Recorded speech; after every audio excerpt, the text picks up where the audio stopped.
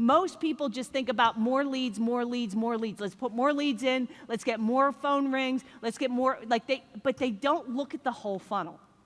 So if we take 2 MSPs and we say the cost per lead is $647 to generate that lead, and both equal 50% are qualified, and both 70% get someone to book an appointment, but one MSP only closes 35% of the deals and the other closes 10%, that is a $288,000 difference over a year.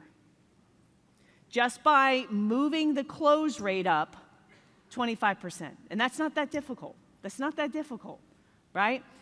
If we are able to get the number of leads that actually book an appointment because we answer the phones live and we aggressively follow up. You go to a trade show, you get a referral, and instead of just letting it sit around and you make one email or you do one phone call, you mail them something, you call them 5 times, you send 6 or 7 emails, you get that appointment. Let's say we move it from going 20% booking appointment to 70%. Just changing that alone adds $288,000. Do you see the difference? So you don't want to just think more leads, more leads, more leads. You want to do better with the leads and the opportunities that you get, all the way from the cost, how many are qualified. And the other thing is, so many of you are still disqualifying leads too aggressively. So when most leads come in on digital marketing, they are not going to come in, most are not going to come in saying, I'm looking for a new MSP to get in a contract with. That is not what they're going to say. They're going to call in and say what? Who's getting digital leads? What are they going to call in and say? My printer's broken. My Wi-Fi doesn't work.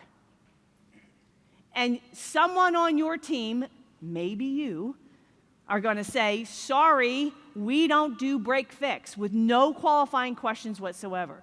And then you're going to hang up on that lead and that opportunity is going to go away. So if you're going to do digital marketing, you got to know how to produce something out of those leads. And I'm not saying you got to take every lead and every person who comes in and calls and says, my mouse is broken, you got to rush a truck out there. That's not what I'm saying. But ask a couple diagnostic questions. If someone called in and they said, my printer's broken, and they were a 3-location law firm with, 500 employees, and they said, hey, we got an IT guy, but we're sick and tired of him because he never shows up, and we got a printer down, and we have a really mission-critical thing we got to print out. Would you guys go and fix that? Would you go on site? You better believe it.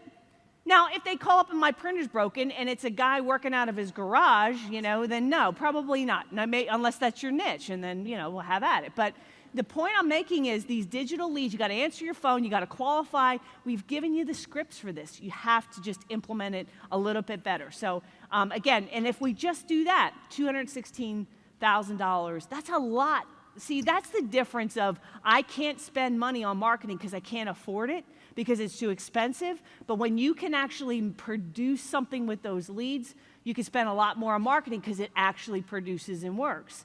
If I get an SDR, and that SDR, sales development rep, my appointment setter, is costing me all-in cost about $55,000, $60,000.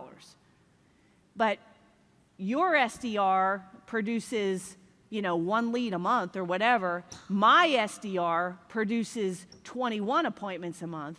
See, I can keep that SDR. I can hire a second. I can hire a third.